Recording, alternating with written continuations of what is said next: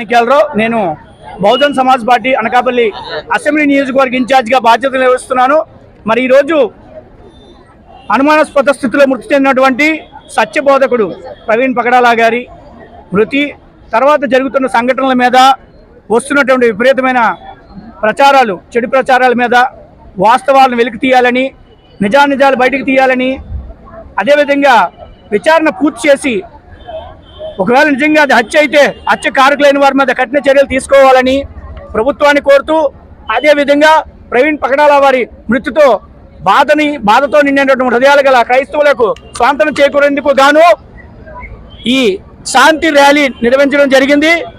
ఈ శాంతి ర్యాలీలో పాల్గొన్నటువంటి క్రైస్తవ సోదరులందరికీ కూడా బహుజన్ సమాజ్ పార్టీని ధన్యవాదాలు తెలియజేస్తూ ఉన్నాను. అదేవిధంగా పాస్టర్ పగడాల నిజంగా సత్యబోధకుడు, ఆయన ఒక మత బోధకుడు కాదు. మరి అటువంటి వ్యక్తి మీద మృతి మీద విపరీతమైన ఇటువంటి ప్రచారాలు జరగడం అత్యంత బాధాకరం.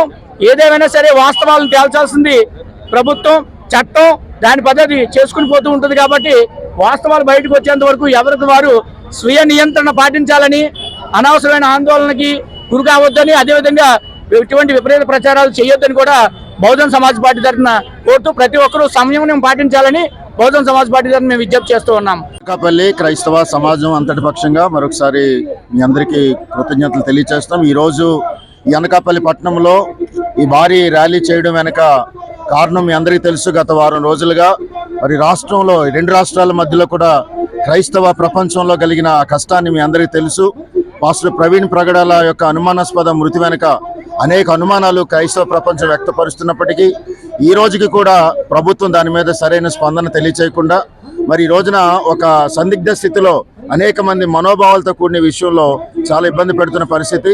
ఒకవేళ దీనికి నివేదిక ఇవ్వకపోగా లేనిపోని రూమర్స్ క్రియేట్ చేస్తూ క్రైస్తవుల్ని మానసికంగా చాలా ఇబ్బంది గురి చేస్తున్నారు.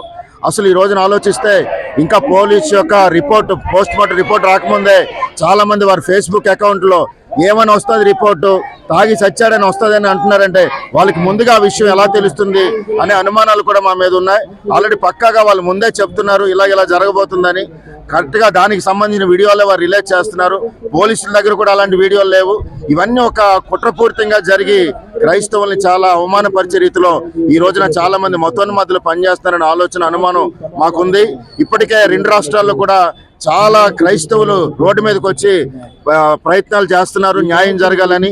ఇప్పటికైనా ప్రభుత్వం తక్షణమే స్పందించి ప్రవీణ్ పగడాల మృతి వెనుక ఉన్న అసలు రహస్యాలు బయటకు పెట్టి ఈ సమస్యకి పరిష్కారం చేయాలని అనకాపల్లి జిల్లా క్రైస్తవ ప్రపంచం అంతటి పక్షంగా మేము మరొకసారి మీడియా ద్వారా మనవి చేస్తున్నాం.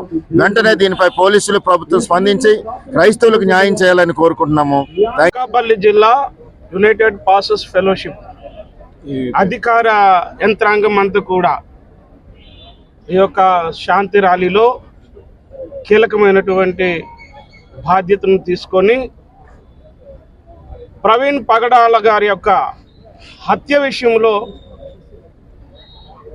దేశవ్యాప్తంగా ఉన్నటువంటి క్రైస్తవులందరూ కూడా తీవ్రమైనటువంటి దిగ్భ్రాంతికి లోనైనారు.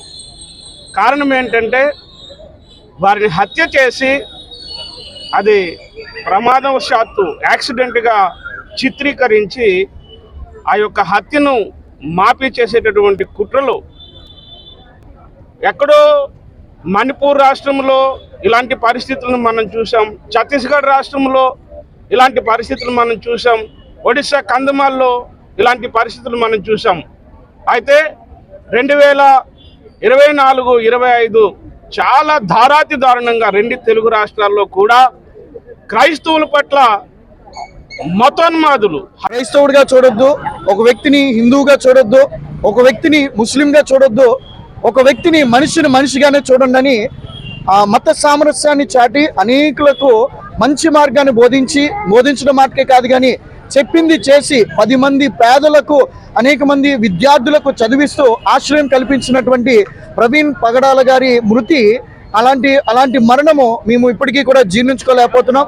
క్రైస్తవ సమాజంగా ఇది ఒక వ్యక్తి మీద జరిగినటువంటి దాడిగా లేదు, ఇది ఒక సమాజం మీద జరిగినటువంటి దాడిగానే ఉంది. అయినను దేవుడు మాకు క్షమించమన్నాడు, ప్రేమించమన్నాడు. అందుకనే జెసికా పగడాల్ గారు, మరి ఆయన శ్రీమతి గారు, ఆమె కూడా క్షమాపణ ఆమె ప్రకటించారు. కనుక మేము కూడా క్షమించే వారమే, కానీ మేము ఆయుధాలు పట్టుకొని ప్రతి దాడులు చేసేటువంటి హింస కానీ ఏది కూడా యేసు ప్రభువు వారు మాకు బోధలో మాకు నేర్పించలేదు. నిన్ను వలే నీ పొరుగు వాడిని ప్రేమించని మాత్రమే దేవుడు చెప్పాడు. అదే మేము ప్రకటిస్తూ ఉన్నాము. అందుకనే మేము ఈరోజున అనేక విషయంలో మరి ప్రత్యేకమైన శ్రద్ధ కలిగి మతోన్మాద విషయంలో చర్య తీసుకోవాల్సిందిగా మరి ప్రేమతో మీకు మనం చేస్తూ ముందుగా ఇక్కడికి వచ్చినటువంటి జిల్లా క్రైస్తవ సంఘ సమాజం అందరి పెద్దలందరికీ కూడా ప్రత్యేకించి జైభీములు తెలియజేసుకుంటున్నాను. ఈరోజు ప్రవీణ్ పగడాల అనే క్రైస్తవ పాస్టర్ గారు ఇలా ఇంత దారుణంగా హత్య చేయబడ్డం, అది ఇన్ని వారం రోజులు కావస్తున్న ప్రభుత్వం నేటికి కూడా వారి యొక్క ఎవరినైతే ఈ యొక్క దోషులు ఉన్నారో వాళ్ళని పట్టుకోకపోవడం చాలా దురదృష్టకరం. చేయట్లేదు. భారతదేశంలో భారత రాజ్యాంగంలో ప్రతి ఒక్కరికి ప్రతి పౌరుడికి కూడా స్వేచ్ఛా సమాన హక్కులు కల్పించింది. సో ఆ స్వేచ్ఛా సమాన హక్కుల ప్రకారం ప్రతి ఒక్కరు కూడా వాళ్ళ మతాన్ని కానీ వాళ్ళ కులాన్ని కానీ గౌరవించుకోవచ్చు. సో గౌరవించుకునే పద్ధతిలో వీళ్ళు మరింత ముందుకెళ్లే కోణంలో ఇలాంటి హత్యలు జరిగితే ఇంక స్వేచ్ఛా సమానత్వాలు మనం ఎక్కడ కాపాడిన వాళ్ళం అవుతాం? సో ప్రతి ఒక్కరు కూడా ప్రభుత్వాలు ఎన్ని మారినా కూడా రాజ్యాంగాన్ని రాజ్యాంగబద్ధంగా ముందుకు తీసుకెళ్తూ ప్రతి ఒక్కరికి గౌరవంగా హక్కులు కల్పించాలి, వాళ్ళకి భద్రత కల్పించాలి. ఈరోజు పాస్టర్లపై చాలా వరకు దాడులు జరుగుతున్నాయి. ఈ దాడులకు చట్టపరమైన చర్యలు తీసుకునే విధంగా వాళ్ళకి కూడా ప్రభుత్వం వారు ప్రొటెక్షన్ ఇప్పించవలసిందిగా ప్రత్యేకించి మా డివిఎంసి తరఫున కూడా ప్రత్యేకించి కోరడం జరుగుతుంది. వెళ్ళి మరింతగా చర్యలు తీసుకునే విధంగా ఇలాంటి దాడులు ఇకపై జరగకుండా చూసే విధంగా చర్యలు తీసుకోవాలని మరీ కోరుకుంటున్నాం. ఇలాంటి దాడులు జరగడం దురదృష్టకరం. మరొకసారి ఇలాంటివి జరగకుండా తీసుకోకపోతే ప్రభుత్వంపై ఇంక మరిన్ని వ్యతిరేక చర్యలు చేపట్టవలసి వస్తుందని మరీ ఈ సభాముఖంగా తెలియజేసుకుంటున్నాను. జై భీమ్.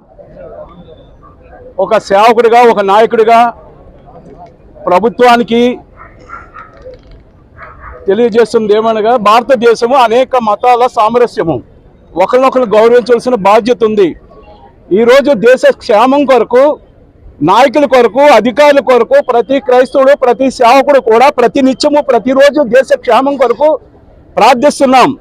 నిత్యము దేశం క్షేమంగా ఉండాలంటే క్రైస్తవులు ప్రార్థిస్తున్న బట్టి ఆ క్రైస్తవులకు ప్రాణ ఆస్తి నష్టం జరగకుండా క్రైస్తవుల యొక్క మనోభావాలు కాపాడాలని, మమ్మల్ని కూడా ఒక మనుషులుగా గౌరవించాలని, ఏ సేవకుడికి కూడా ప్రాణ ఆస్తి నష్టం జరగకుండా, అలాగే సోషల్ మీడియాలో కానీ పరపక్షంగా కానీ పరోక్షంగా కానీ ఏ మతాన్ని కూడా మేము కించపరచట్లేదు, గౌరవిస్తున్నాం. మంచిని తెలియజేస్తున్నాం, మంచిగా ఉండాలని తెలియజేస్తున్నాము. మా మంచిని కోరటం లేదు, మా మంచిని గమనించట్లేదు. మేము లేకుండా చేయాలని భారతదేశంలో అనేక మంది కంకణం కట్టుకొని మా మీద దాడులు చేస్తూ చంపాలని ప్రయత్నిస్తున్న వారి పక్షాన మా గళం వినిపిస్తున్నాము. ప్రభుత్వాన్ని కోరేది ఒకటే, తెలియజేయండి. ఎవరైతే క్రైస్తవులకు విరోధంగా మతోన్మాదులు రెచ్చగొడుతున్నారు, అందరూ కాదు, అందరూ మంచి వాళ్ళే, కొంతమంది మాత్రము నష్టాలు కలిగిస్తున్నారు, బాధలు కలిగిస్తున్నారు, రకరకాలుగా హింసిస్తున్నారు.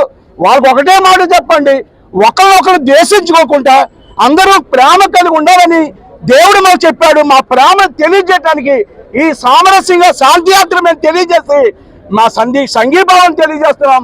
ప్రవీణ్ గారికి, వారి కుటుంబానికి న్యాయం చేయండి, వాస్తవాలు గ్రహించండి.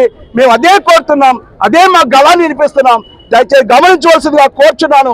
ప్రభుత్వాలు చర్య తీసుకోండి, క్రైస్తవుల పక్షాన న్యాయం చేయమని కోరుతున్నాను.